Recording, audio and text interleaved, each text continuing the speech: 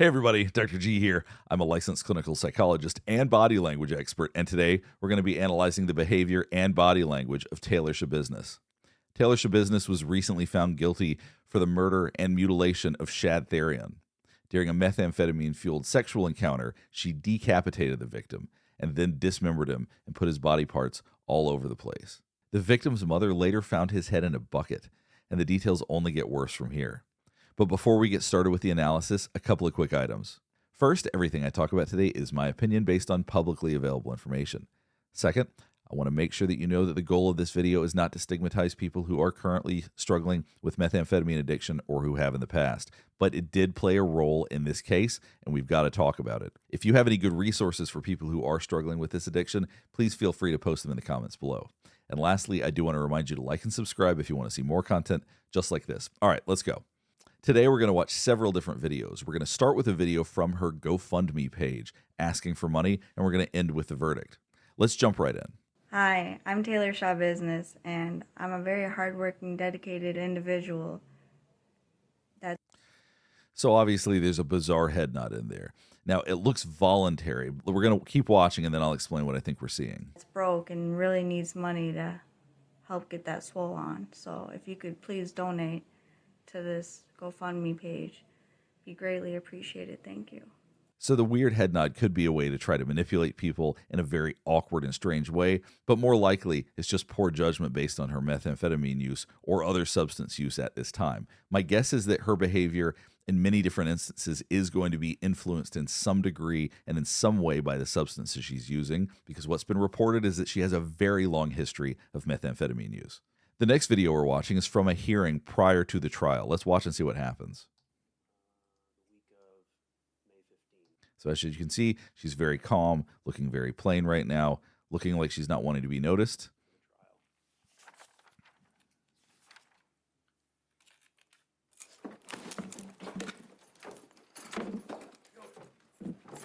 Then she attacks her attorney.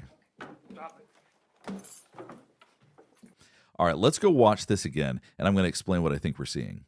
When someone is truly out of control, if they're going to engage in something like this, oftentimes they show some signs or signals that they're getting ready to do it. She is overtly trying to hide right now. She's looking forward. She's not looking at him. And so this is a manipulation. This is a performance. This is something that we're going to see throughout the trial, which is performance. Because this is someone who knows what they're doing. And therein lies the challenge with people like her, is that when somebody watches this, they go, oh my God, she's out of control. But really, it's quite the opposite. And we know that because of how she looks right now. Let's just watch her do this one more time.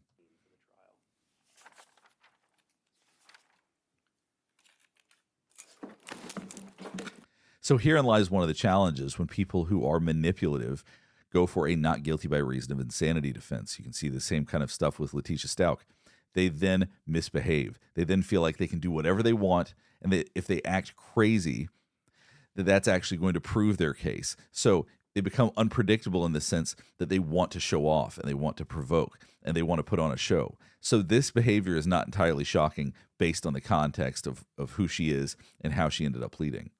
Now we're going to watch footage from the night of the murder. This is her arrest. Force here. You have contact with the male. Hands up! Walk out 20 feet. Have a seat. Have a seat. About 20 feet. Get on the ground. All right, so she's listening to the police officer right now. She's not being hostile. She doesn't appear to be out of control. Let's keep watching. Who else is in the apartment? Be straight up. Tomes? Who else? So right now, another thing that we're seeing is that she's able to connect with the police officer. She's able to listen. Her body language is consistent with someone that knows what's going on. It's not bizarre, other than the fact that she's this calm. That's obviously a bit bizarre, but it's not bizarre in the sense that she's out of control and she's kicking and biting and screaming and doing all of these kinds of things. Just Tomes? Is he armed? Nobody. While she was talking, you could see her remove her lips. Sometimes we see that as a sign of stress. Sometimes it's an attempt for someone not to say something. Let's watch that part again. Tomes? Who else? Just Tomes? Is he armed? Nobody's armed? Nobody's armed. So when he asked about, is someone armed, that's when she did that. So maybe that's a question that typically, if she's asked by police officers, makes her anxious. I don't think that specifically that person was likely armed in this situation, but I think that being asked that by a police officer is why she had that anxiety response. You sure? I'm sure. And there she is smirking. You can see she can't help but smile. And this is something, once again, that we see in the trial as well. Watch this over again. Nobody's armed? Nobody's armed. You sure? I'm sure.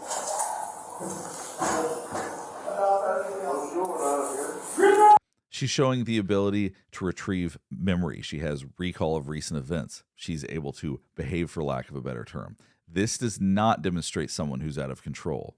I wanted to go through this so you could see what she was actually like shortly after she committed these unspeakably horrific acts. Now we're going to watch some of her interrogation. We're not really going to watch a whole lot of it because she's pretty straightforward about things that happen, so she's not trying to lie or deceive so much. She's just very strange. Let's watch a little bit about her body language. His organs? The organs are everywhere too. His organs are everywhere? Yeah. Did you hide organs in the house? What you see is a very casual stance right now. She had her hands sort of gently put in her lap. Her posture is pretty casual. The way that she speaks is very straightforward and casual. Let's keep going. Oh, they're in plastic bags. They're in plastic bags. And towel? And that. Now, when people lean forward, we oftentimes associate that with them feeling closer to somebody. So she's interested talking about this. She's feeling connected to the detective talking about this. She may even want to discuss this a little bit. Let's go back. Just watch this part again. Oh, they're in plastic bags. They're in plastic bags. And towel? And backpacks. In the back? In the backpacks and in the. Did you remove all organs? Like his intestines and everything? Or Yeah. where are the intestines? Do you remember? They're gonna be in a plastic bag. They're all in plastic bags They're gonna be in a too. plastic So bag. Once again, it's all very casual. She's just going along with it.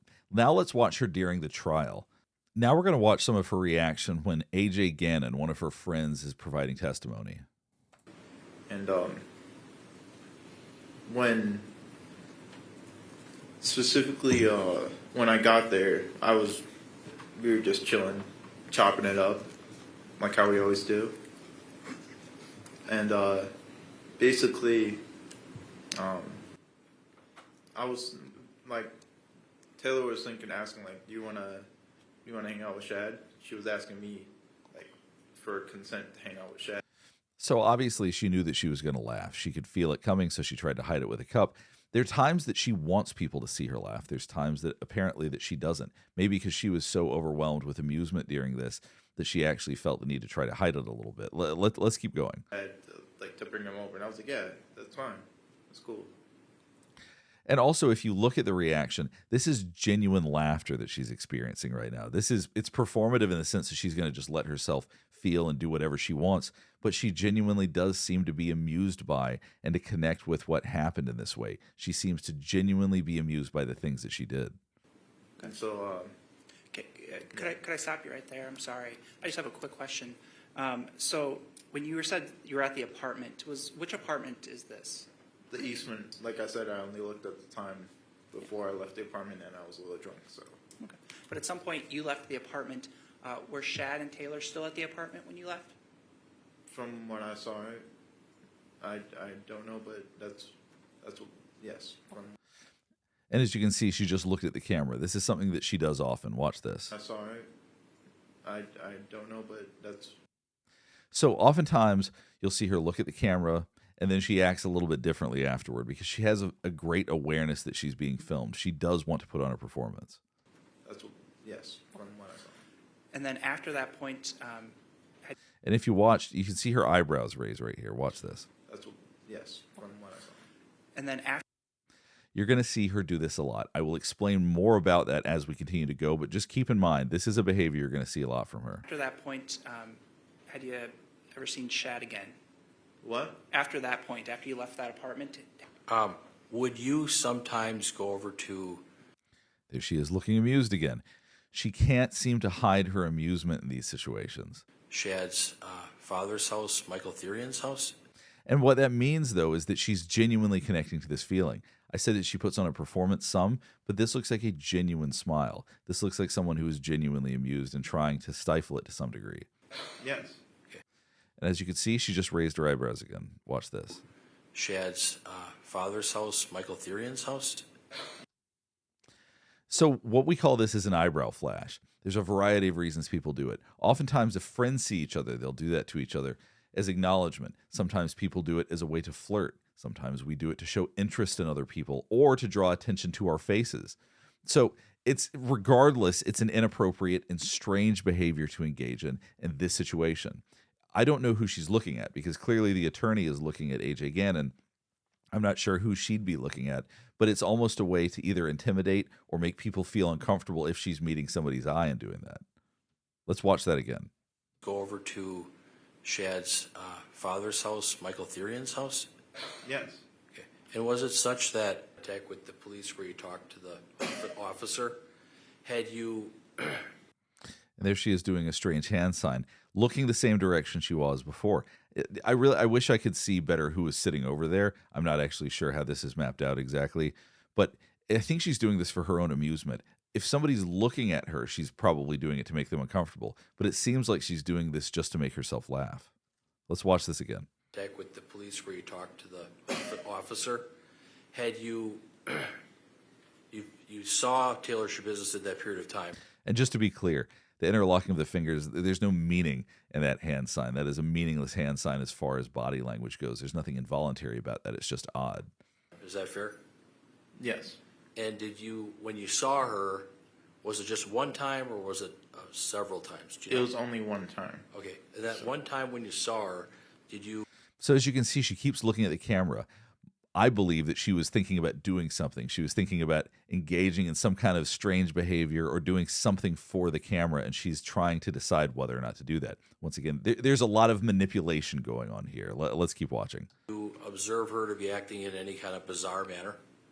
Right now, the defense attorney and the judge are talking about whether or not they should show pictures of what happened. So just so you understand some context of this scene.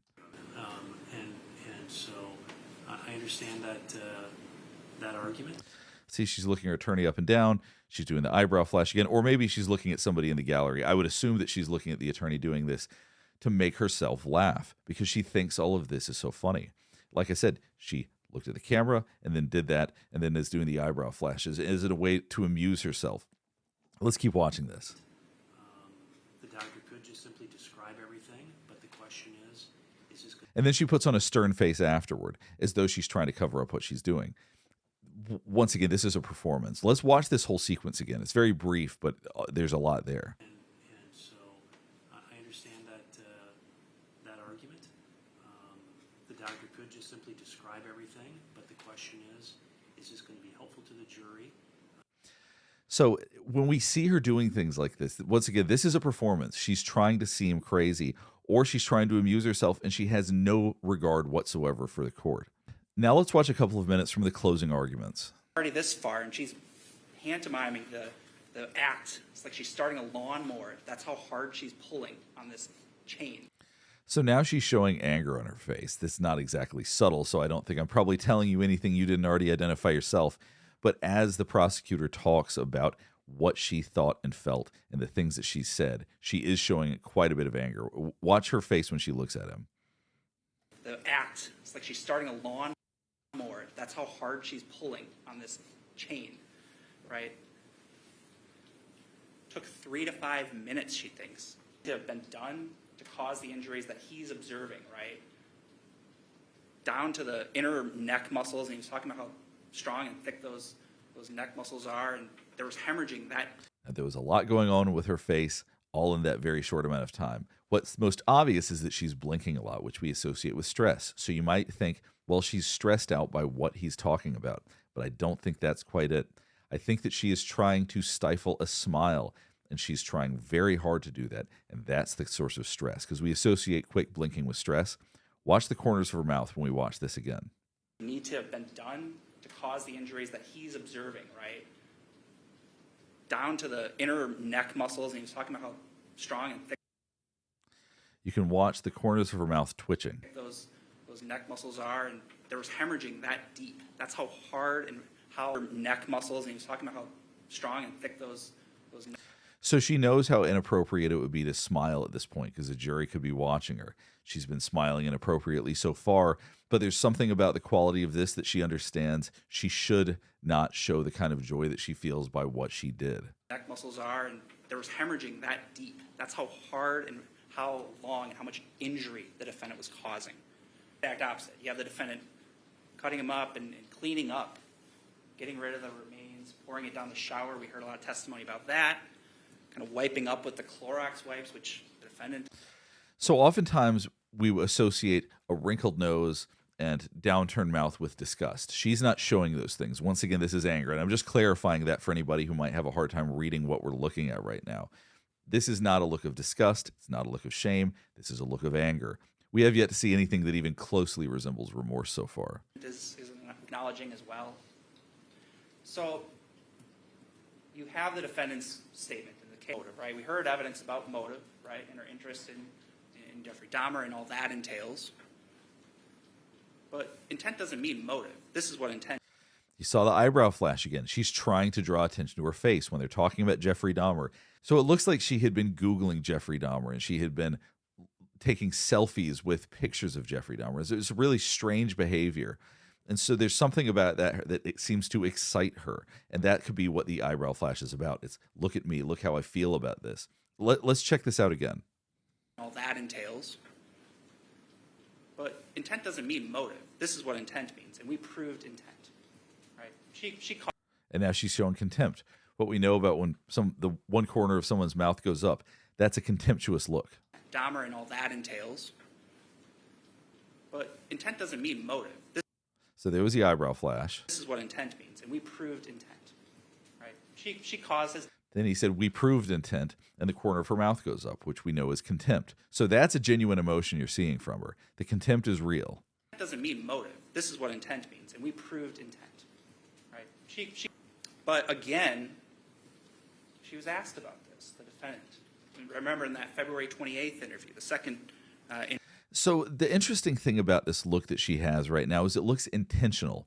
One of the things that we look at with body language is body language that spills out. But once again, she's so aware of the cameras. And I'm not showing every time she's done it. Throughout the course of this trial, she looked at the cameras all the time. She knows that she's being watched. She knows a jury's watching her. And she does have some level of performance with this. So I don't know if this is an attempt to look sad and it comes out angry, or if she's actually feeling angry. It's actually kind of difficult to tell with her because things look so intentional. interview with Detective Groff and Detective Scanlon. She's saying exactly what her intent was, right? It was because there's other people in the house. Like, what am I going to do? Leave the body and have Mom find it? She admits. And we see a slight smile when they talk about leaving the body and have Mom find it. She is genuinely amused by these ideas. Find it, or other phrases used to that effect. So again, we have, for both elements here, the defendant's admissions. And there she is with the eyebrow flashes again, once again, trying to draw attention to herself. Again, we have, for both elements here, the defendant's admissions. And now we're going to watch a minute of the verdict being read. There's plenty of other clips we could go through during the trial, but her behavior is remarkably consistent. What you see is very representative of what she shows when different witnesses are on the stand, when different testimony is being provided. Now let's watch a bit of the verdict. The jury find the defendant, Taylor Denise Schabusiness, guilty of first-degree intentional homicide as charged in count 1 of the information, dated this date, July 26, 2023, signed by the foreperson. The second verdict reads as follows. We, the jury, find the defendant, Taylor Denise Schabusiness, guilty of mutilating a corpse as charged in count 2 of the information. She's not showing much, but if you watch her breathing, she is breathing very heavily. So she is feeling this despite the fact that she doesn't want to show it. Let's watch this again. Just watch how hard she's breathing. Signed by the foreperson.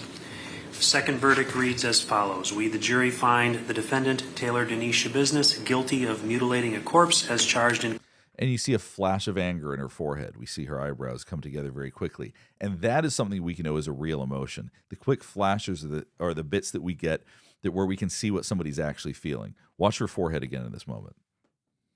Jury find the defendant, Taylor Denise Schabusiness, guilty of mutilating a corpse as charged in count 2 of the information, dated this date, July 26, 2023, signed by the foreperson. The next verdict reads, we, the jury, find the defendant, Taylor Denise Schabusiness, guilty of third-degree sexual assault as charged in count 3 of the information, dated this date, 26th. And you could see her chin quiver for a second. And I don't see that as sadness. I think that once again, that's amusement. That goes back to show that she is finding something funny about the idea of the sexual assault piece of this. So watch this again. Sexual assault as charged in count 3 of the information, dated this date, 26th day of July, 2023, signed by the foreperson. The verdicts appear to be in order. Is the matter regarding Dr. O'Donnell still a contested issue?